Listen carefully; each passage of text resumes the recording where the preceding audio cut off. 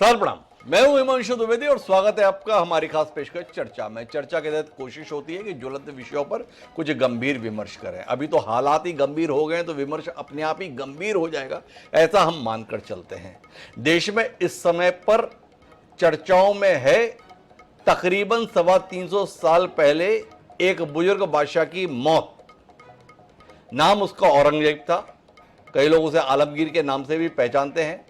इतिहास के पन्नों में औरंगजेब को एक आतताई शासक के तौर पर वर्णित किया गया। आज़ादी से पहले या आज़ादी के बाद की जो किताबें रहीं उसमें औरंगजेब महान लिखा हुआ कोई पृष्ठ हमारी जानकारी में नहीं आया। औरंगजेब बाबर के द्वारा स्थापित मुगल सल्तनत का छठवां बादशाह था। यह बताया गया कि उसने सिंहासन पाने के लिए अपने बाप से बगावत की और अपने भाइयों का कत्ल कर देने से भी गुरेज नहीं किया। इतिहास के पन्नों में यह भी दर्ज है कि वह अकबर महान के बाद दूसरा सर्वाधिक लंबे समय तक भारत पर हुकूमत करने वाला शासक था, जिसका शासनकाल तकरीबन 49 वर्ष का रहा। वो औरंगजेब जो पूरे भारत पर राज्य करता था, जिसकी सीमाओं का विस्तार बहुत ज्यादा था, उसकी कब्र जो है वो महाराष्ट्र राज्य के अंतर्गत खुलदाबाद जगह पे है। औरंगाबाद के पास एक जगह है खुलदाबाद, जहां पर यह कब्र स्थापित है। अगर आप उस कब्र पर जाने का कभी मौका पाएं तो आपको अचंभा होगा कि जो इतना बड़ा शासक रहा, जिसका इतने विशाल भूभाग पर राज रहा, उसकी कब्र कुल मिला 2 गज से ज्यादा की नहीं है। एक सामान्य किस्म की कब्र है, पर वो कब्र इस समय सुर्खियों में है। इस देश में जो लोग अपने आप को सनातन धर्म के संदर्भ में सबसे बड़े पैरोकार होने का दावा करते हैं, उनका मानना है कि औरंगजेब जैसे शासक की कब्र का इस धरती पर होना बहुत बड़ा अपराध है। इस बोध के चलते इस समय मामला खासा सरगर्म है। एक वर्ग है जो ये चाहता है कि इस कब्र को उखाड़ फेंक दिया जाए। इस मांग के समर्थन में महाराष्ट्र के सत्तारूढ़ दल अर्थात भारतीय जनता पार्टी और शिवसेना भी है। स्वयं देवेंद्र फडणवीस भी इस मांग के साथ खड़े हुए दिखाई देते हैं। उनको इस बात पर ऐतराज है कि कांग्रेस के शासनकाल में इस कब्र को एएसआई के हवाले कर दिया गया, जिसके कारण से यह पुरातत्व महत्व के अंतर्गत संरक्षित अवशेष के रूप में है, जिसके कारण से इसे आसानी से ध्वस्त नहीं किया जा सकता। अबू आजमी ने किसी समय औरंगजेब के समर्थन में कोई बयान दे दिया था, उसकी कीमत अबू आजमी अभी तक चुका रहे। पर हम इस पर बात इसलिए करने को मजबूर हैं क्योंकि कल रात नागपुर, जो अपने आप में बहुत ही सुंदर शहर है, आग के हवाले हो गए। नागपुर के एक बड़े इलाके में आगजनी की घटना हुई। घटना की वजह यह बताई गई कि कुछ लोग जो औरंगजेब से नाराज थे, औरंगजेब की कब्र से नाराज थे, वो औरंगजेब का पुतला सड़कों पर लेकर निकले और उसमें आग लगाई। आग लगाने के साथ में कुछ अफवाहें फैली। उस अफवाहों की परिणति बड़ी संख्या में आगजनी के रूप में हुई। कई गाड़ियों को ध्वस्त कर दिया गया, पेट्रोल बम फेंके गए, पुलिस पर हमले हुए। आधिकारिक रूप से बताया गया है कि इस हमले में तकरीबन 33 पुलिसकर्मी घायल हुए। महाराष्ट्र में देवेंद्र फडणवीस ने इसके संदर्भ में बयान दिया। ये कहा गया है कि ये सुनियोजित साजिश थी, ये हमला सुनियोजित तरीके से हुआ।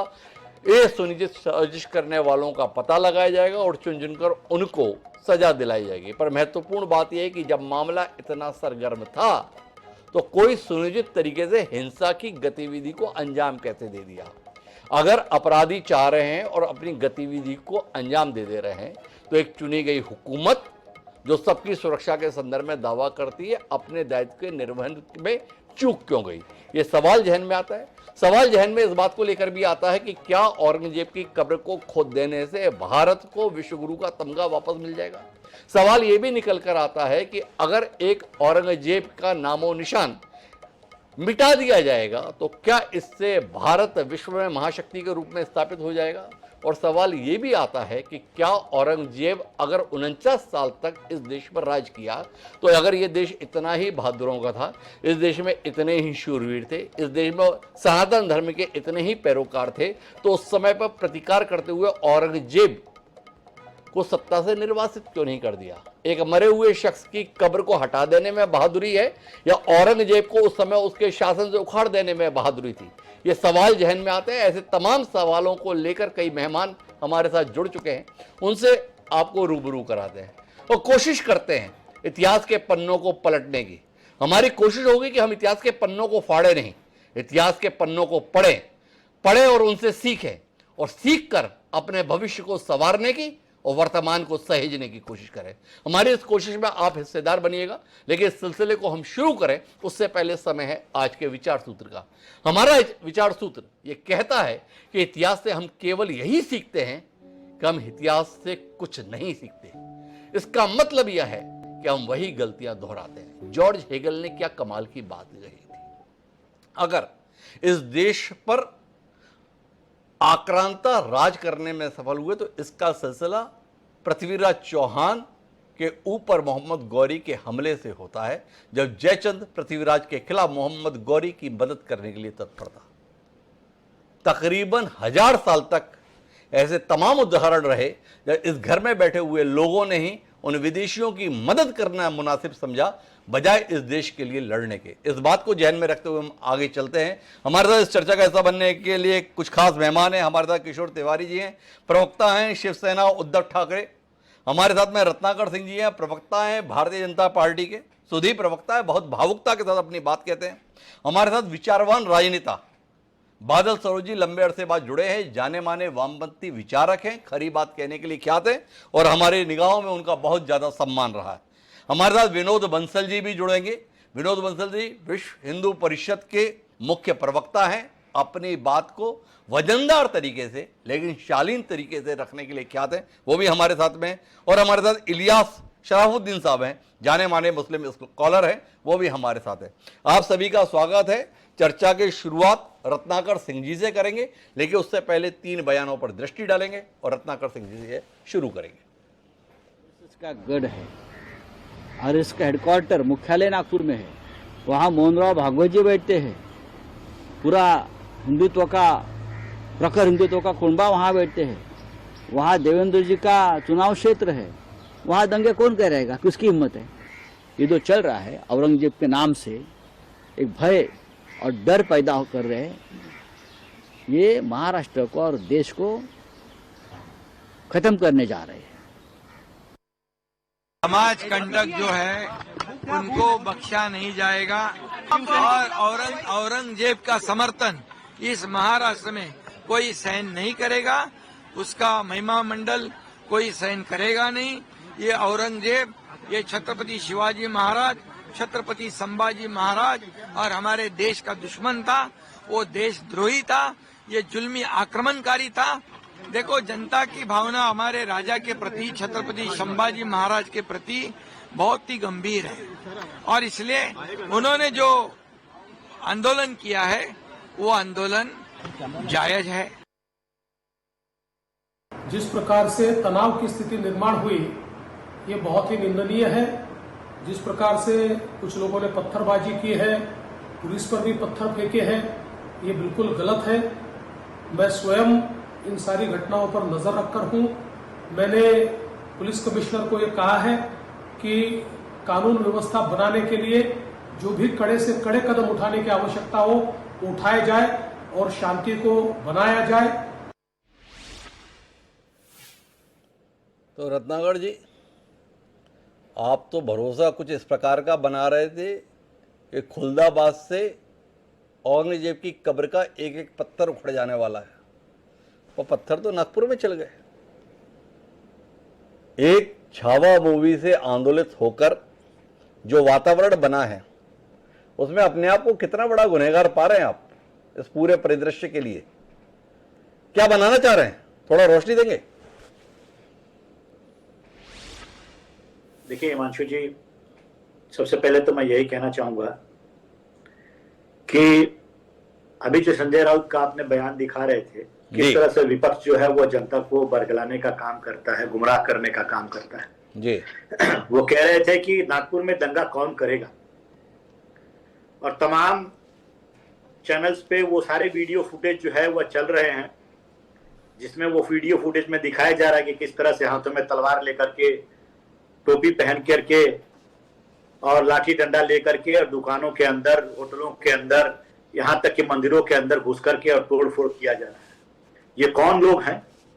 ये कौन विशेष समुदाय के लोग हैं जो शांति व्यवस्था हमारा बनाए नहीं रखना देना चाहते हैं? निश्चित रूप से सारे देश की जनता यह देख रही है कि एक ऐसा वर्ग है जो यह चाहता है कि इस देश में शांति व्यवस्था बनी ही नहीं रहे, और उसको उकसाने का, भड़काने का, बरगलाने का काम विपक्षी पार्टी कर रही है। एक सुनियोजित साजिश के तहत एक बड़ा दंगा देने का रूप पूरे महाराष्ट्र में साजिश किया गया, लेकिन हमारी पुलिस व्यवस्था, हमारे जाबाज पुलिस अधिकारी 2 घंटे के अंदर इस पूरी साजिश को नाकाम कर दी, और जिसमें उनको चोटें भी आई।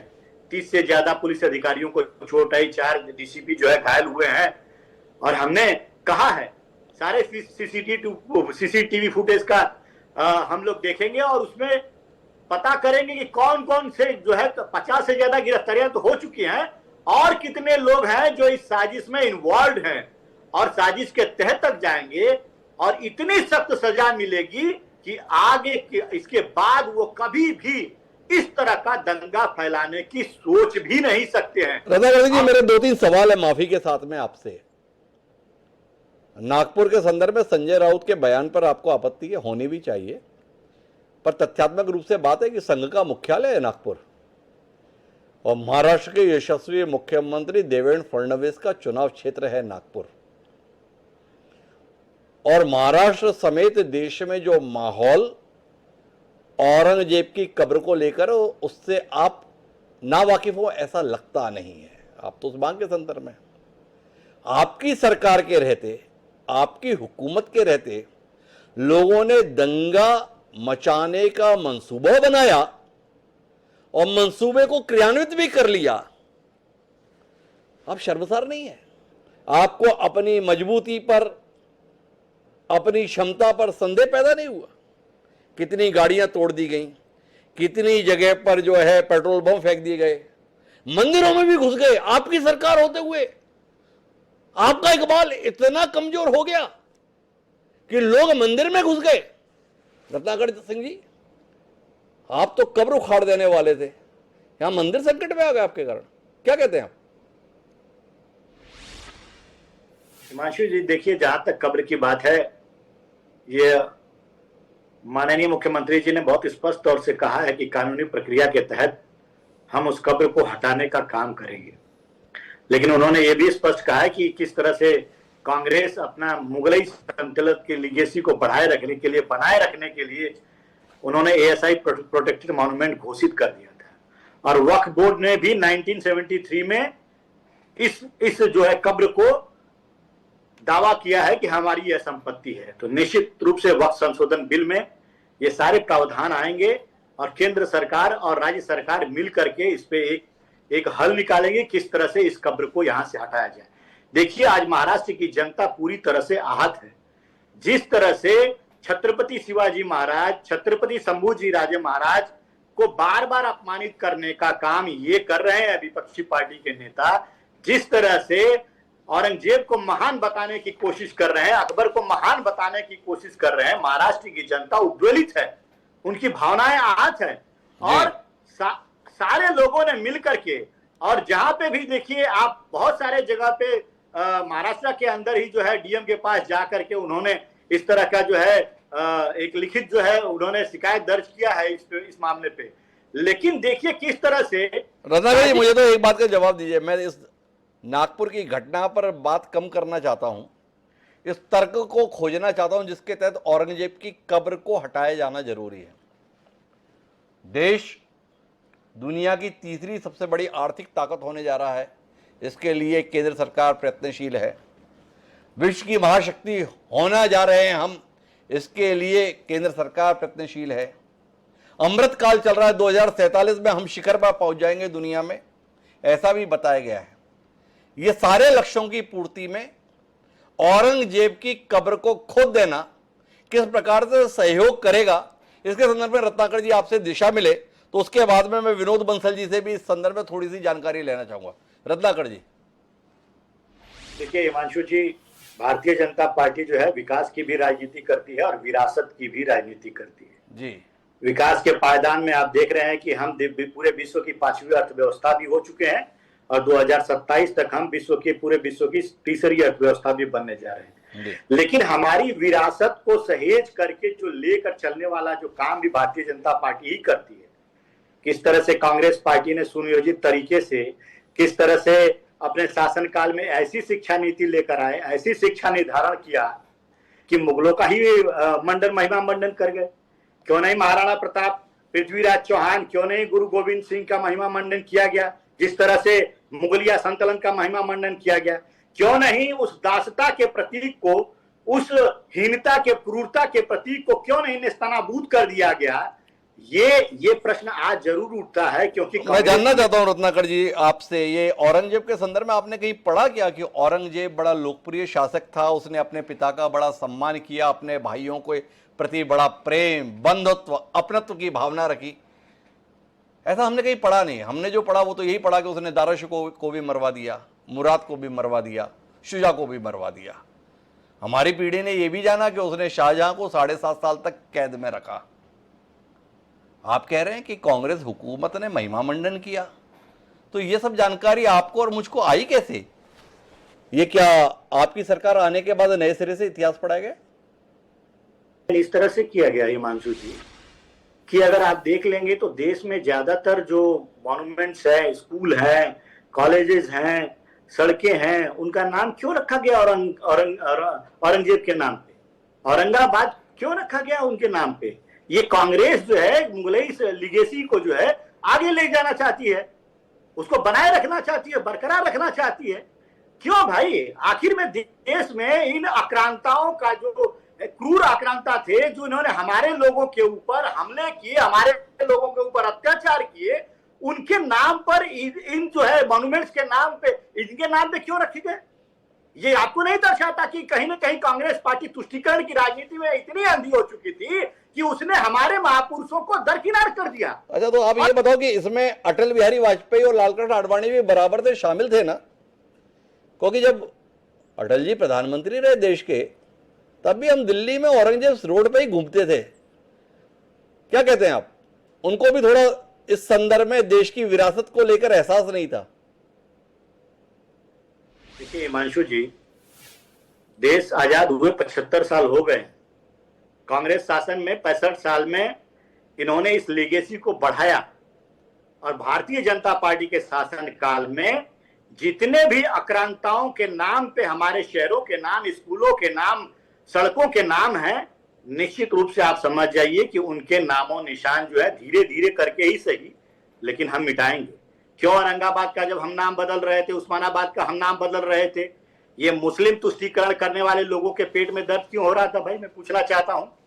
ये जब विदेशी आतंकी जब मारे जाते हैं तो यहाँ पे मुसलमानों के पेट में दर्द होता है कि हर घर से नसरल्ला निकलेगा। और आपको नहीं लगता है कि ये जो है ये किस परिपाटी का पालन करते हैं यहाँ पे लोग?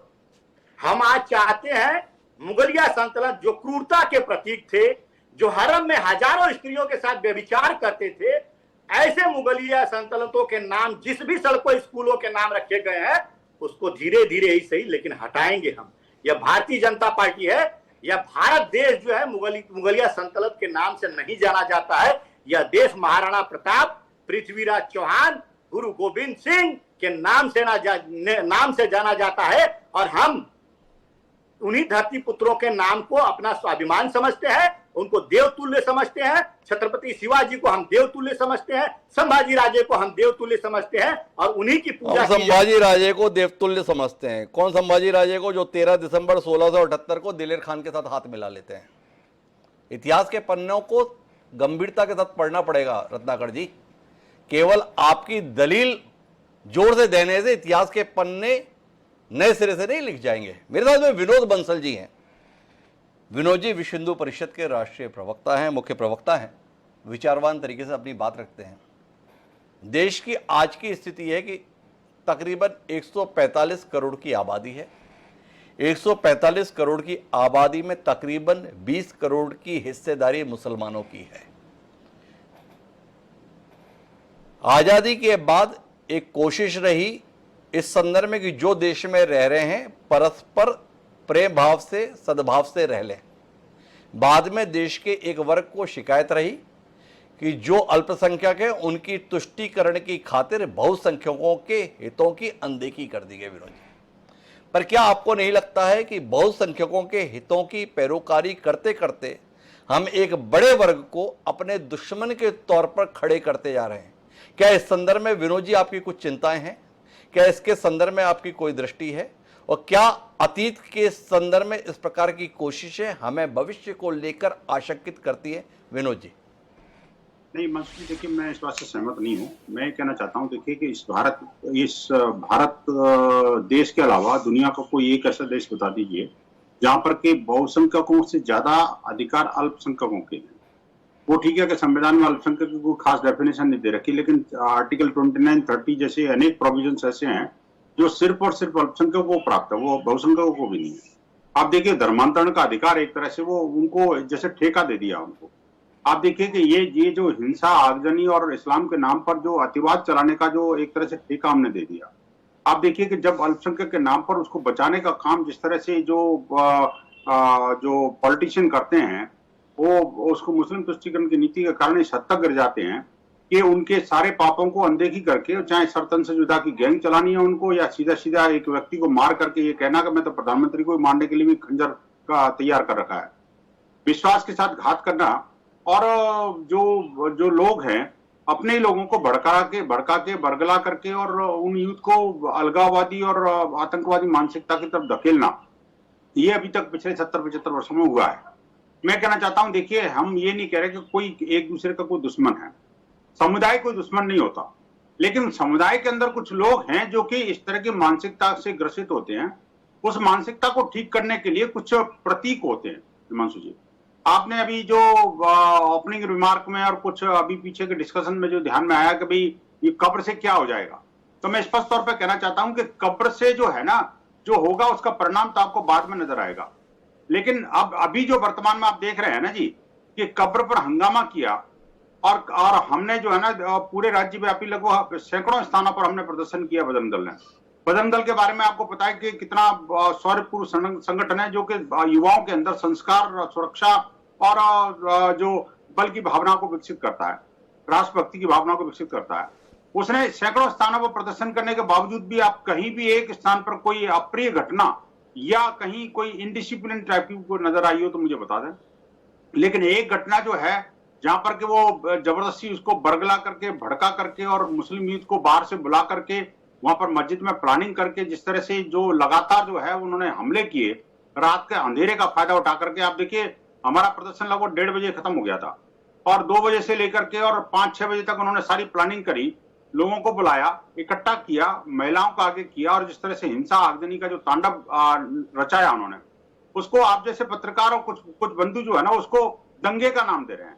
मैं कहता हूं दंगा दो तरफा होता है भाई साहब, ये दंगा नहीं था, ये सुनिश्चित तरीके से किया गया हिंदुओं पर हमला था, वो जानलेवा हमला था और सिर्फ हिंदुओं पर नहीं, पुलिस प्रशासन, शासन के ऊपर भी हमला था। आप देखिए अगर आपको किसी चीज से दिक्कत है, अब मैं कहता हूं वैसे तो ये है कि वो जो हरा कपड़ा था, उस हरे कपड़े में कहीं कोई किसी तरह की कोई आयत बायत का कोई जिक्र नहीं था, लेकिन मैं कहना चाहता हूं अगर था भी तो आपने पुलिस में कंप्लेंट कराई थी ना जी, FIR दर्ज हुई थी ना उसके बावजूद भी, FIR दर्ज करने के बावजूद भी उन्हीं पुलिस वालों ने जिन्होंने FIR दर्ज की थी उनके हाथ कुल्हाड़ी से काट दिए। आप सोचिए कितने अमानुषिक होते हैं ये लोग, और इनको ये अमानुषिक शिक्षा कहां से मिलती है आप बताइए ना। जिनको आप 20 करोड़ की बात कर रहे हैं या 14% की बात कर रहे हैं हिमांशु जी, आप बताइए कि वो आखिरकार मस्जिद में ये सब चीजें क्यों होती हैं? मस्जिद से अनाउंसमेंट हुआ कि भाई ऐसा करो वैसा करो। आप देखिए कि जब भी जुम्मा होता है, आप देखिए दुनिया, भारत का इतिहास अगर खंगालेंगे तो आपको पता लगेगा कि जितने भी भारत के अंदर जो हिंसा और आतंकवाद और ये अलगाववाद, ये जो दंगे हुए हैं, वो जुम्मे के दिन या मस्जिद से निकलने के साथ ही हुए हैं। आखिरकार क्यों? विनोद जी, मेरे 2 सवाल हैं आपसे, थोड़ा विषयांतर हो जाएगा पर आपने चूंकि विषय को स्पर्श किया तो उस पर भी बात करना जरूरी है, कोई घटना ताजी है। ये जो नागपुर के संदर्भ में आपने बताया सुनियोजित तरीके से हुआ, ये दंगा नहीं है, ये तो एक सुनियोजित समुदाय के द्वारा किया गया हमला है। अब वहां की सरकार से नाराज क्यों नहीं है? सरकार की जिम्मेदारी है, माहौल तनावपूर्ण है, ध्यान रखती कि क्या कुछ हो रहा है, सुरक्षा के इंतजाम करती, घटना होने से पहले घटना करने वालों को गिरफ्तार करती। क्या विनोद बंसल जी, अगर ये कांग्रेस शासित राज्य में या गैर भाजपा शासित राज्य में इस प्रकार की घटना हुई होती, इतने ही शांत, इतने ही संयमित तरीके से बात कह रहे होते? ये मेरा एक सवाल है विनोद जी, पहला। दूसरा आपसे जानना चाहता हूं, आप सनातन धर्म के पैरोकार हैं, हिंदू धर्म के पैरोकार हैं। हम बहुत आहत हुए थे जब अफगानिस्तान में तालिबान सत्ता में आए और बामियान प्रतिमाओं को उन्होंने ध्वस्त कर दिया। हम तो अपने पुराणों में इन कथाओं को पढ़े हैं कि अगर रावण मृत्युशैया पर पड़ा था तो राम ने, जिसने उनकी पत्नी का हरण किया था, उसके पास भी अपने भाई को भेजा था। हमने ये भी पाया कि राम ने रावण के शव पर लातें नहीं चलाई थी, बल्कि विभीषण को निर्देश दिया था कि उसका अंतिम संस्कार पूरी गरिमा के साथ किया जाए। हमने महाभारत में यह भी पढ़ा था कि जिन पांडवों ने अपनी पत्नी का चीरहरण करने वाले हाथों के लिए उनकी मृत्यु के बाद तर्पण का कार्य भी किया था। हम तो उस संस्कृति को जानते हैं, और आप उस मांग के संदर्भ में खड़े हैं कि एक आतताई शासक जो 318 साल पहले दुनिया से जा चुका, उसकी कब्र को उखाड़ देना है। इस कब्र को उखाड़ने के प्रति आपका आग्रह क्या आपको उन तालिबानी लोगों के साथ खड़ा नहीं कर देता? विनोद जी, इसके संदर्भ में आपसे दृष्टि चाहिए, थोड़ा रोशनी दीजिए ना कि 315-17 साल पहले जा चुका शख्स की कब्र के पत्थरों को उखाड़कर देश किस ऊंचाई पर पहुंचना चाहता है? देखिए, सबसे पहले तो आपके सुधी दर्शकों को कल अपने छत्रपति शिवाजी महाराज की जयंती थी, उसकी शुभकामनाएं भी देता हूं, और साथ ही साथ मैं बड़ा टू द पॉइंट आपकी बातों को दोनों का जवाब दूंगा। देखिए, पहली बात तो ये थी कि जो आपने कहा कि सरकार के विरुद्ध आपका लाल पीले क्यों नहीं हो रहे। मैं कहता हूं सरकार के विरुद्ध लाल पीले होते हैं हम कब? तब जब सरकार निष्क्रिय होती है। कब? तब जब सरकार एक्शन नहीं लेती। कब? तब जबकि सरकार एक तरफा हो जाती है। आप मुझे बताइए कि जब ये हिंसा का तांडव हुआ उस समय क्या पुलिस फोर्स वहां मौजूद नहीं थी? पुलिस फोर्स ने दौड़ाकर उनको ठोका कि नहीं ठोका, बचाव किया कि नहीं किया? इसीलिए तो पुलिसकर्मी जो है ना गंभीर रूप से घायल हुए। महिलाओं की इज्जत के साथ वो खिलवाड़ कर रहे थे, बजरंग दल के कार्यकर्ताओं घरों में घुस गए थे, और उसके बावजूद भी पुलिस फोर्स वहां आकर के तुरंत उन्होंने जो है ना एहतियाती कदम उठाए। लेकिन क्या होता है कि दुष्ट अपनी दुष्टता नहीं छोड़ता। उसी तरह से जो है ना जी, जो सज्जन लोग हैं ना, अपनी सज्जन शक्ति, अपनी सज्जनता को नहीं छोड़ते। मैं कहता हूं पुलिस ने कोशिश तो की, उनको कहीं अंदेशा था तो उन्होंने प्रबंध भी किया, लेकिन शायद हो सकता है वो प्रबंध में थोड़ी बहुत कमी रह गई हो, मैं ये कह सकता हूं आपको। लेकिन जिस तरह से वो हुआ और जिस तरह से पुलिस ने बाद में कंट्रोल किया, आप सोचिए अगर पुलिस कंट्रोल ना करती, सरकार वहां सख्त ना होती, तो कितने लोग मारे जाते, कितने घरों को आग लगा देते। ये सरकार किसी की भी है, सरकार को अविलंब कार्रवाई करनी चाहिए। अंतर ये आया है कि पुरानी सरकारों में और आज की सरकारों में, हिमांशु जी आप भी इस बात को फील करेंगे कि अब जब खबरें आती हैं हिंसा की और आतंक की और आगजनी की, तो आपको पता लगता है कि जब खबर दूसरे दिन सुबह छपती है ना, तो खबर के साथ उसका रिड्रेसल और सरकार का स्टेटमेंट भी छपता है। पहली सरकारें ऐसी थी कि खबर पहले छपती थी और उसके बाद में दूसरे दिन मंत्री महोदय ट्राई छाई लगा करके बाहर आते थे कि हम देख रहे हैं, हमने देखा है, हम देखेंगे। ये सब बातें कहकर के मामले को रफा दफा कर दिया जाता था और यह हिंदू मरने के लिए छोड़ दिया जाता था, हिंदू को दोयम दर्जे का नागरिक बना के रखा जाता था।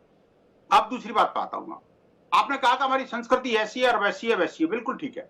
हम तालिबानी संस्कृति नहीं है, हमने तालिबान का काम नहीं किया, और कब्र को तोड़ना या कब्र को समाप्त करना कोई तालिबानीकरण नहीं है।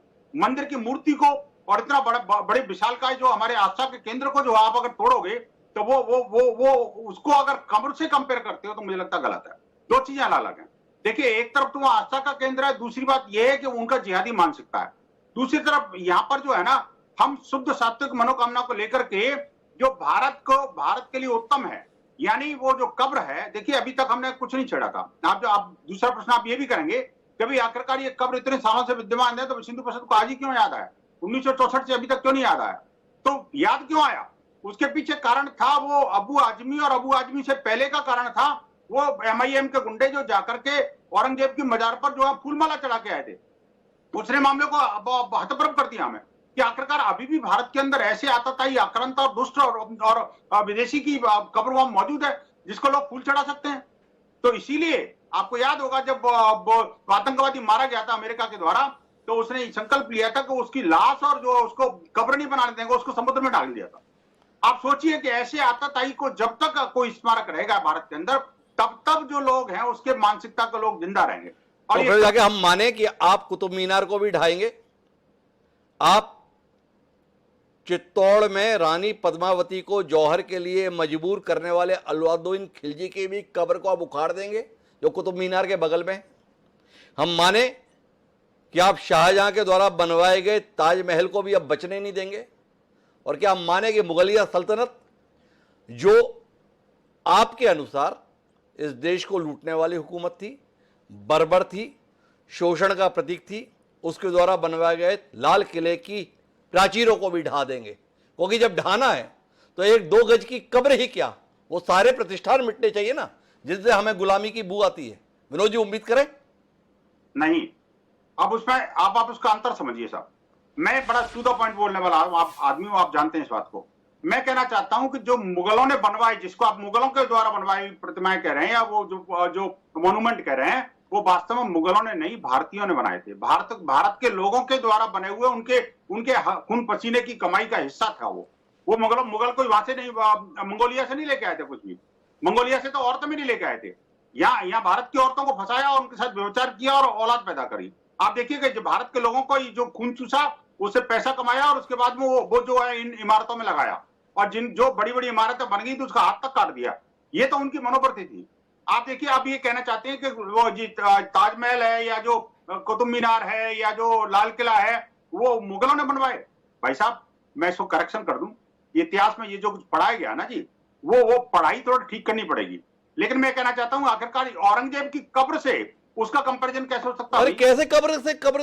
अरे भाई, वो भी तो मकबरा है ताजमहल, मुमताज की कब्र है, वो औरंगजेब के पिताजी भी वहीं सो रहे हैं। विनोद बंसल जी, थोड़ा विचार कीजिएगा। मुझे विषय को थोड़ा विस्तार देना है, आपकी अनुमति से मैं बादल सरोज जी के पास जाना चाहता हूं, और बादल जी की दृष्टि इस पूरे घटनाक्रम को क्या देख पा रही है और भविष्य को लेकर कितना उम्मीद या आशंका जगा रही है, इस पर बादल जी की दृष्टि जानने के लिए हम बेसब्र हैं। बादल जी। असल में मेरा ये कहना था कि ये जो बहस है, इस बहस को थोड़ा दूसरे, आ रही है ना जी? ओके। मेरा ये निवेदन था कि इस बहस को दूसरे संदर्भ के साथ पढ़ा जाना चाहिए। मैं ये मान के चल रहा हूं कि प्रबुद्ध लोग बैठे हैं यहाँ। अचानक औरंगजेब की याद आना कोई संयोग की बात नहीं है। अचानक होली के सवाल पर जुमे को टकराना कोई संयोग की बात नहीं है। एक बहुत बड़े, जैसे कि आपने शुरुआत में कहा था, एक बहुत बड़े जटिल समय में से हमारा देश गुजर रहा है। उसकी 3 जटिलताओं के उल्लेख मैं आपके बीच में कर रहा हूं। एक जटिलता का उल्लेख तो यह कि 140 करोड़ आबादी वाले देश के प्रधानमंत्री जाते हैं अमेरिका, और डोनाल्ड ट्रंप उनको न केवल प्रेस कॉन्फ्रेंस में अपने सवाल का जवाब देने से रोक देते हैं, बल्कि उनकी मौजूदगी में, उनके रहते हुए, उनके लौटने के बाद जिस भाषा में उनको धमकी देते हैं कि अगर टैरिफ कम नहीं किया गया तो हम ठीक कर देंगे टाइप से, ऐसा भारत के इतिहास में पहले कभी नहीं हुआ। अपना माल बेचने के लिए अमेरिका नाम का देश हमारे देश के प्रधानमंत्री की और पूरी अर्थव्यवस्था की सार्वजनिक रूप से बेइज्जती कर दे। एलन मस्क नाम का व्यक्ति अपने 2 छोटे छोटे बच्चों को लेकर उनके साथ मीटिंग में खिलवाड़ करे, ऐसा इस देश में कभी नहीं हुआ, नंबर 1। नंबर 2, पिछले 24 या 48 घंटे से इस देश में जो चल रहा है वो आपने देखा होगा, मैं उसका उल्लेख नहीं करूंगा। लेकिन एक एलन मस्क का आर्टिफिशियल इंटेलिजेंस का एक टूल इस देश के बड़े बड़े नेताओं के बारे में, देखिए नरेंद्र मोदी जी से हमारे 1 लाख मतभेद हैं, लेकिन वो इस देश के प्रधानमंत्री हैं, जिस देश के हम नागरिक हैं। जिस तरीके की बातें आ रही हैं एलन मस्क के एआई के टूल की ओर से, उसी एलन मस्क की स्टारलिंक के साथ इस देश की पूरी इंटरनेट को सौंपे जाने का करार कर दिया जाए मुकेश अंबानी जी और एयरटेल वाले के द्वारा, ये एक गंभीर और चिंता की बात। नंबर 3, पिछले 3 सप्ताह से लगातार इस देश की शेयर मार्केट धड़ाम से नीचे गिर रही है। लाखों करोड़ रुपए का नुकसान शेयर धारकों को हो चुका है। सवाल यह कि इन तीनों विषयों पर चर्चा नहीं करनी है, अपनी विफलताओं को छुपाना है, इसलिए औरंगजेब की याद आ रही है। हमारे यहाँ पितृपक्ष में पितरों को याद किया जाता है, लेकिन इनके पितृपक्ष अभी से शुरू हो गए हैं और इनको औरंगजेब की याद आ रही है। औरंगजेब क्या था, क्या नहीं था, इसके संबंध में बिल्कुल सही बात कही गई है कि किताबों में पढ़ा जाना चाहिए। इतिहास की कोई किताब ऐसी नहीं है जिसमें औरंगजेब को ग्लोरीफाई करने की कोशिश की गई हो। इतिहास में ऐसा कोई बादशाह नहीं है, ऐसा कोई राजा नहीं है जिसने सत्ता हासिल करने के लिए छल कपट, हत्याएं और बर्बरता न की हो। लेकिन उन गड़े मुर्दों को उखाड़ना, उन कब्रों पर इस पूरे देश की जनता के ध्यान को केंद्रित करना एक बड़ी साजिश का हिस्सा है। और मैं जिस बात से ज्यादा तकलीफ में हूं वो तकलीफ ये है कि पहले ये काम, ध्यान बटाने का काम, डाइवर्शन का काम करने के लिए दुनिया की दूसरी एजेंसी लाखों अरबों रुपया खर्च किया करती थी। अब देश के सामने जो 3 बड़े संकट हैं उनसे ध्यान बटाने के लिए वही लोग काम कर रहे हैं जो तथाकथित रूप से अपने आप को देश का बहुत बड़ा भक्त मानते हैं। नागपुर में जो हुआ है, मुख्यमंत्री और वो उनकी जो वहां के नेता हैं, क्षत्रप हैं, उनकी जिम्मेदारी है कि वो उसकी नैतिक जिम्मेदारी ले, इस्तीफा दें और ये कहानियां गढ़ना बंद करें। मध्य प्रदेश के महू में भी यही हुआ। जानबूझकर एक खास समय पर, जो नमाज का समय होगा, तरावी का समय होगा, उस समय आप जुलूस निकालेंगे, उस समय गाली गलौज की भाषा में बात करेंगे। ये हिंदू धर्म नहीं है, ये सनातन धर्म नहीं है। इसकी व्याख्या हिमांशु जी बहुत अच्छी तरीके से कर चुके हैं। ये असल में अमेरिका परस्ती और इस देश के साथ किए जाने वाले विश्वासघात को छुपाने की कोशिश है, और ये बहुत चिंताजनक बात है। ये बहुत चिंताजनक बात है। बादल जी, आपका ये कहना है, आप सबसे नाराज हैं या आपकी अपनी दृष्टि है, पर इतनी नाराजगी कि आपकी अबू आजमी को लेकर भी है, क्योंकि उनके बयान ने ही दरअसल इसके संदर्भ में जमीन तैयार की। इस पर आपका क्या कहना है? ये जो सज्जन है जो हैदराबाद से जीत कर आते हैं जी, वो बिल्कुल नूरा कुश्ती की तरीके से मिलकर बयान देते हैं। मेरा ये मानना है कि इस तरीके के लोगों का इस्तेमाल आरएसएस और बीजेपी करती है। जो एक आध आदमी, अबू आदमी क्या इस देश के 25 करोड़ मुसलमानों का नुमाइंदा है क्या? तो बादल जी का कहना है कि यह नूरा कुश्ती का है, ध्यान भटकाने की कोशिश है। मेरे 2 मेहमान इस पर हस्तक्षेप करने जाते हैं और मुझे जाना है सम्मान्य किशोर तिवारी के पास, पहले विनोद बंसल जी के पास, क्योंकि यह विषय कहीं ना कहीं मूलतः विनोद बंसल जी के साथ संबद्ध है। जी विनोद जी। देखिए, बादल जी ने 2 बातें बहुत मतलब ऑब्जेक्शनेबल करी। इन्होंने कहा कि दोपहर में नमाज के दौरान आपने हमला किया, मतलब जो हो हल्ला किया, उनकी नमाज डिस्टर्ब हुई, इसलिए वो आक्रामक हो गए। देखिए हिमांशु जी, इसीलिए इसी को कहते हैं कवर फायर देना। और ये जो बादल जी ने बातें तो बड़ी चिकनी चिपड़ी करी, लेकिन मुझे बताइए कि उस बात को ये खा गए, ये सरकार उन सबको तो घेर रहे हैं, लेकिन जिहादियों के बारे में एक शब्द नहीं बोल रहे। आखिरकार वो अबू आजमी के बारे में आपने पूछा था, तो अबू आजमी को छोड़ करके वो भड़काऊ भाईजान पर पहुंच गए। अरे भाई, ये भी तो भड़काऊ भाईजान है, आपके कुनबे का व्यक्ति है, उसको कैसे भूल गए? आप देखिए, ये जो सेलेक्टिव सेकुलरिज्म है ना जी, और ये सनातन पर जब हमला होते हैं तब सारे के सारे लोग बिल में घुस जाते हैं। आप सोचिए, जब हिंदुओं पर हमले हुए, पुलिस वालों के हाथ काट दिए, आप सोचिए ना, इनके मुंह में से एक शब्द नहीं निकला। उस समय कोई आवाज नहीं निकलती है। विनोद बंसल जी को इस बात पर तीव्र ऐतराज रहता है। किशोर जी, उस पार्टी का प्रतिनिधित्व करते हैं जो ये दावा करती है कि हिंदुओं के वास्तविक पैरोकार तो हम ही रहे हैं, साहस के साथ तो हम ही हिंदुओं के लिए खड़े हुए हैं, और उनके आराध्य पुरुष बाल ठाकरे के संदर्भ में पूरा देश एक अलग दृष्टि से देखता है। वो किशोर जी इस मामले को कैसा देख रहे हैं? क्योंकि इस पूरे मामले में शिवसेना का स्वर उद्धव ठाकरे का कुछ अलग सा सुनाई देता है। किशोर जी। नहीं, हमारा पक्ष, उसकी वास्तविकता तो यही है कि हम हिंदुत्ववादी पार्टी है जी, और कल जो घटना हुई उससे मैं बहुत आहत हूँ जी। मेरा बचपना नागपुर में गया, अभी भी मैं नागपुर में ही रहता हूँ, और वो महाल एरिया जहाँ ये सब कुछ हुआ वहीं मैं बड़ा हुआ हूँ।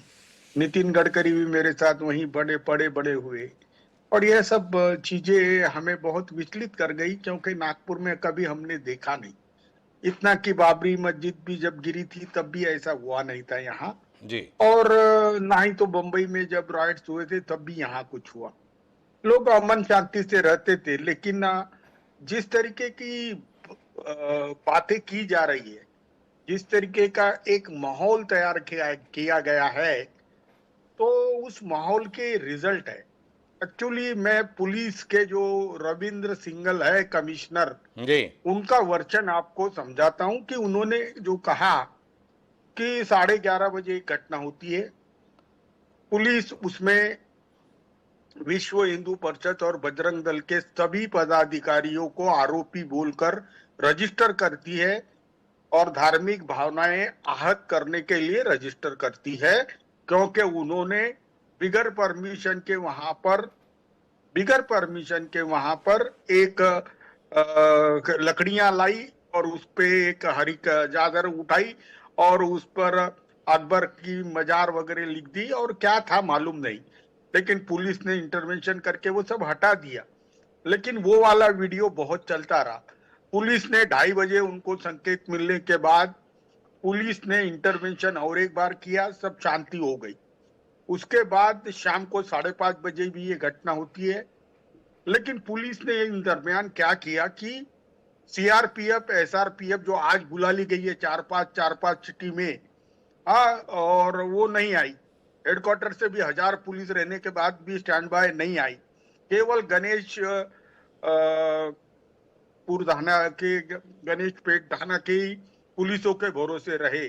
और शाम को लेकिन बड़ा पथरा हुआ और पथरा होने वाली घटना बिक्री हुई। लेकिन जो रविंद्र सिग्नल जो यहाँ के एसपी है, उन्होंने बोला कि ये दोपहर में जो अनवांटेड जो प्रोवोकेशन किया गया, जिसपे हमने कार्रवाई की, बजरंग दल और विश्व हिंदू परिषद, पर ये बजरंग दल और विश्व हिंदू परिषद के भी कार्यकर्ता। मैं थोड़ा नागपुर पे कम और औरंगजेब की कब्र पर ज्यादा रहना चाहता हूं। शिवसेना और भारतीय जनता पार्टी ने लंबे समय तक महाराष्ट्र में शासन किया। 1996 में आप सत्ता में आ गए थे, बाला साहेब थे। आप लोगों ने तब औरंगजेब की कब्र को क्यों नहीं उखाड़ फेंक दिया? जो काम आज सूझ रहा है कि यार ये तो बहुत ही बड़ी गलती है कि औरंगजेब की कब्र यहां पर है, उस समय क्यों नहीं सूझा आप लोगों को? इसके संदर्भ में क्या कहना है आपका? ये ज्ञान बोध अभी क्यों आया? महाराष्ट्र के अंदर किसानों की आत्महत्या चरम सीमा पे है। महाराष्ट्र में बेरोजगारी और विकास दर सबसे नीचे है। और महाराष्ट्र में मर्डर के आरोप में मिनिस्टर फंसे हुए हैं, व्यभिचार के आरोप में मिनिस्टर फंसे हैं। तो अबू आजमी जो अभी इनके साथी है, उनके मुंह से ये जिन निकाल लिया गया। ये जिन तो निकाल लिया गया। कल नागपुर में इतना बड़ा हादसा होने के बाद आज सुबह एकनाथ शिंदे उसके पार्टी के साथ लेके कब्र हटाओ आंदोलन कर ही रहे थे कि ये सूझ नियोजित है। और मेरे मित्र देवेंद्र फडणवीस करते हैं कि ऐसा कुछ भी नहीं है, ये बहुत गलत हुआ है। सबने संयम से बात करनी चाहिए। और विनोद बंसल जी, आप संयम से ही बात करो। आप तो नागपुर में नहीं हो, हम नागपुर में हैं। मैं और नितिन जी खुद घूमकर ये माहौल को शांत किया है। अच्छा किशोर जी, आप तो ये बताओ, आप इस बात के समर्थन में हो कि विरोध में कि औरंगजेब की कब्र को उखाड़ फेंकना चाहिए? केंद्र में इनकी सरकार है, राज्य में इनकी सरकार है। ये अगर ये चाहते हैं कि मुगल सल्तनत की कोई भी चीज याद बोल के भी नहीं रहे, तो ये उखाड़ के फेंक दे। मेरी पार्टी इनके साथ है। चलो ये बात यहीं हो गई। ग्लोरिफिकेशन जो कोई कर रहा है तो उस पर भी कार्रवाई करो। मुझे एक बताइए, नागपुर के अंदर इनोसेंट हिंदू जिनकी संपत्ति जलाई जा रही है, जिनकी संपत्ति असुरक्षित है, और कल जो हुआ है उसके लिए क्या देवेंद्र फडणवीस को आप अकाउंटेबल समझेंगे? ये किशोर जी का सवाल है। मुझे इलियासी साहब के पास जाना है, लेकिन कोई हस्तक्षेप करने जा रहे हैं रत्नाकर जी, एक बार उनकी बात सुनते हैं। और रत्नाकर जी, किशोर जी ने मैंडेट दिया है, देश में भी आपकी सरकार, प्रदेश में भी आपकी सरकार, सबको उखाड़ दीजिए। आपकी टिप्पणी हो, फिर जाके मैं जाऊंगा इलियास शराफुद्दीन साहब के पास में। निश्चित रूप से मानसू जी, देखिए, जो कब्र है वो वक्फ बोर्ड उस पर दावा किया है। 1973 में ही वक्फ बोर्ड का दावा है, और वक्फ संशोधन बिल जब आएगा तो इस तरह के जो दावे हैं वो खारिज कर दिए जाएंगे। और राज्य सरकार ने पहले ही कहा है कि हम कानून में बदलाव करके इस कब्र को जो है यहाँ से हटाने का काम करेंगे। तो ये तो निश्चित है ना, हम क्यों क्रूरता के प्रतीक को, उस मानसिकता को जिंदा रखें? ये हम नहीं रहने देंगे, महाराष्ट्र हो चाहे देश हो।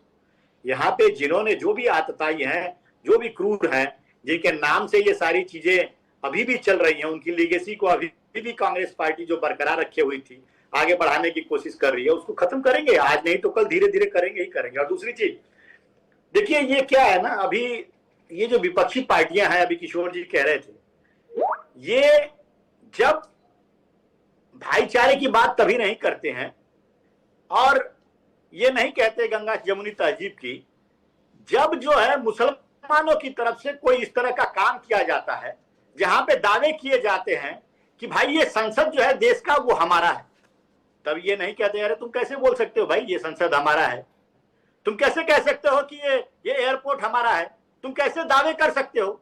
ये उन मुद्दों पे नहीं बोलेंगे और ये उस मुद्दों पर नहीं बोलेंगे। लेकिन हम अभी तक ये नहीं समझ पा रहे रत्नाकर सिंह जी सब कुछ धीरे धीरे क्यों करना चाहते हैं, एक दमदार और सरदार सरकार धीरे धीरे क्यों चलना चाहती है। लेकिन मेरे साथ में इलियास शराफुद्दीन साहब है। शराफुद्दीन साहब मेरी आवाज सुन पा रहे हैं?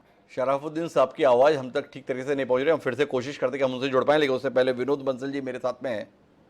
विनोद बंसल जी, आखिरकार हमें इस नतीजे पे पहुंचना होगा कि हम देश को ले जाना कहाँ चाहते हैं। आप संघ परिवार से जुड़े हुए हैं, विश्व हिंदू परिषद के मुख्य प्रवक्ता हैं। रत्नाकर जी हमें आश्वस्त कर रहे हैं धीरे धीरे करके हटाएंगे, मतलब माहौल हमेशा इतना तनावपूर्ण रखेंगे, या आप इस बात से इत्तेफाक रखते हैं कि चिन्हित करना है। एक औरंगजेब रोड का नाम तो अब मिट गया, पर ऐसी तो कई रोड हैं देश में हैं, देश की राजधानी में भी हैं, कई स्मारक हैं। क्या आप मांग करते हैं दमदार सरकार से, कानून लाइए और सबको एक रात में ही ध्वस्त कर दीजिए, देश नई तरक्की नई इबारत लिखेगा। विनोद जी, इस बात का जवाब देने से पहले मैं कहूं कि देखिए, आपके जो दोनों पैनलिस्ट थे, दोनों बड़ी खूबसूरती के साथ में आपके प्रश्नों को सबको दरकिनार करके, और उन्होंने सिर्फ सरकार पर अटैक किया और जिहादियों को बचा लिया। सीधा सीधा मुझे समझ में नहीं आया कि आखिरकार ये जो अपने आप को कहते हैं तो हिंदू हैं, बात तो राष्ट्र की करते हैं, और दोनों एक बड़ी पार्टियों के एक पदाधिकारी हैं, और खासकर एक तो हिंदुत्व के नंबरदार अपने आप को कहने वाले जो पार्टी के भी प्रवक्ता हैं, लेकिन उनके मुंह से भी एक शब्द एक नहीं आया कि वो जो है किसी भी तरह से उन इस्लामिक जिहादियों की जो आक्रांता थे उनके बारे में एक शब्द भी बोल सकें। आप मुझे बताइए, आखिरकार इनके मुंह में क्या दही जम गया था क्या उस समय, या इनको डर लगता है कि आखिरकार हमने अगर किसी मुसलमान का नाम ले दिया, किसी मस्जिद का नाम ले दिया, किसी जिहादी का नाम ले दिया, किसी आक्रांता का नाम ले दिया, तो इनकी कुर्सी खतरे में पड़ जाएगी। यही चीज है हिमांशु जी, मैं जो कहना चाहता हूं आपको, प्रश्न एक कब्र का नहीं है, प्रश्न नाम का भी नहीं है, प्रश्न है ब्रॉडर पर्सपेक्टिव में भारत के लोगों को भारतीयता का दर्शन कराने का। मैं कहता हूं, देखिए, आप जिसको तालिबान से हमें कंपेयर कर रहे थे ना जी, मुझे बड़ा दुख है कि आप जैसा जो जर्नलिस्ट है, वो एक बड़ा मूर्धन विद्वान भी है, वो अगर ऐसे कहता है कि विश्व हिंदू परिषद तालिबान है, तो मुझे लगता है कि कहीं शंका और माफ कीजिएगा विनोद बंसल जी, मैंने ये नहीं कहा कि विश्व हिंदू परिषद तालिबान है। मैंने आपसे जानना चाहा क्या अंतर रह जाएगा अगर हम इस बात पर आपत्ति जता रहे थे कि जब तालिबानी लोग अफगानिस्तान में सत्ता पर काबिज हुए तो उन्होंने विश्व धरोहर बानिन प्रतिमाओं को ढहा दिया, तोपों से उड़ा दिया। आज आप सत्ता में हैं और 315 साल पुरानी 2 गज की कब्र को उखाड़ फेंकने के लिए आमादा हैं। क्या अब कब्रों को उखाड़कर हम नए देश का निर्माण करेंगे, या अतीत के पन्नों से सबक लेंगे कि किन कारणों से ये आक्रांता, ये आतताई इस देश पर राज कर पाए? वो कौन लोग थे जो देश हित को भूलकर अपने स्वार्थों के लिए इनका साथ देने के लिए तत्पर हो गए? लंबी फेहरिस्त है हमारे आपके बीच में बैठे हुए लोगों की, हमारे पूर्वजों की, जिन्होंने इनके हाथ मजबूत करने में अपनी जिंदगी की सफलता मानी। इसे जानने की जरूरत है, या कब्रों को उखाड़ देने से हम अपने आप को गौरवान्वित कर लेंगे? ये सवाल विनोद जी आपसे है, इसका उत्तर दीजिए। हिमांशु जी, देखिए, क्योंकि मेरे को विजुअल नहीं मिल रहा आपके स्क्रीन का, जिससे मुझे नहीं पता लग रहा कौन बोल रहे हैं कौन नहीं, लेकिन ये ठीक है, आपकी आवाज में पहचानता हूं, इसलिए मैं बता रहा हूं। देखिए, मैं एक बात कहना चाहता हूं बड़ी ईमानदारी के साथ में, कि ये जो एक तो तालिबान से और भारत का कोई कंपैरिजन नहीं हो सकता। उन्होंने मूर्ति उखाड़ तोप लगा के तोड़ दी और हमने सिर्फ मांग करी, इसके बावजूद भी हमारे ही अपने लोग हमें तालिबान से कंपेयर करने लगे। मैं एक बात कहना चाहता हूं आपको। दूसरी बात ये कि हमारे अपने लोग ये जानते हुए भी कि मैं नागपुर का रहने वाला हूं, मेरे हिंदू भाइयों पर आक्रमण हुए, मेरे पुलिस वालों के हाथ काट दिए, लेकिन इसके बावजूद भी एक शब्द उन दोनों पार्टियों के प्रवक्ताओं के मुंह में से ये नहीं निकला कि हाँ मस्जिद में प्लानिंग हुई थी, हाँ मुसलमानों ने हमला किया था, हाँ हिंदुओं के हाथ काट दिए थे, पुलिस वालों के हाथ काट दिए थे, महिलाओं के साथ वो हमला किया था, महिलाओं के ऊपर अत्याचार किया था। मैं कहना चाहता हूं कि सीधा सीधा उसको विश्व हिंदू परिषद जोड़ने का क्या लॉजिक है जी। और एक प्रवक्ता तो मुझे बड़ा ताज्जुब हुआ, वो कहते हैं कि चूंकि बजरंग दल का प्रोटेस्ट था, उसने मस्जिद को डिस्टर्ब किया, इसलिए मस्जिद से आक्रमण हो गया। ये बड़ा जस्टिफिकेशन बड़ा गजब का है। इस बात पर विनोद बंसल जी को आपत्ति है, लेकिन हमारी आपत्ति के विषय दूसरे हैं और हमारे सवाल दूसरे हैं। हमारा सवाल इस बात को लेकर है कि इतिहास के पन्ने फाड़ देने से हम एक गौरवशाली भविष्य का निर्माण कर लेंगे, या इतिहास के पन्नों को पढ़कर उससे समझेंगे कि क्या भूलें हमने अतीत में की हैं और भविष्य में उन्हें सुधारते हुए नया भारत रच देंगे। द्वंद्व इसके बीच में है। विनोद बंसल जी जैसे विचारक और उनका संगठन भूलों से सबक लेने के संदर्भ में देश को तैयार करेगा, या भूलों के संदर्भ में भूल जाएं इसके लिए वातावरण बनाएगा। सवाल इसका है, आने वाला समय इसका उत्तर देगा, लेकिन इसका उत्तर समय रहते आना जरूरी है। आप सभी मेहमानों का बहुत बहुत धन्यवाद हमारे साथ इस चर्चा का हिस्सा बनने के लिए। मुझे खेद है कि हमारे साथ में आज इलियास शराफुद्दीन साहब का पक्ष तकनीकी रुकावट के चलते नहीं आ पाया। मौका मिलने पर हम भविष्य में उन्हें याद करेंगे, लेकिन समय है अब आज के शेर का।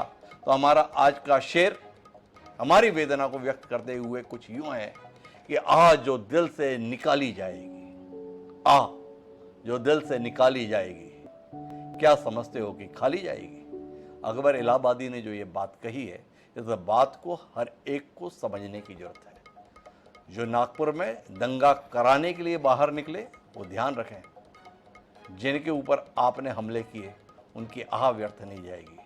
और दूसरी तरफ जो कब्र को खोदने पर आमदा हैं वो भी समझें, इसके कारण भी कुछ लोगों की आह निकल सकती है और वो भी शायद खाली ना जाए, इसलिए सचेत रहिए।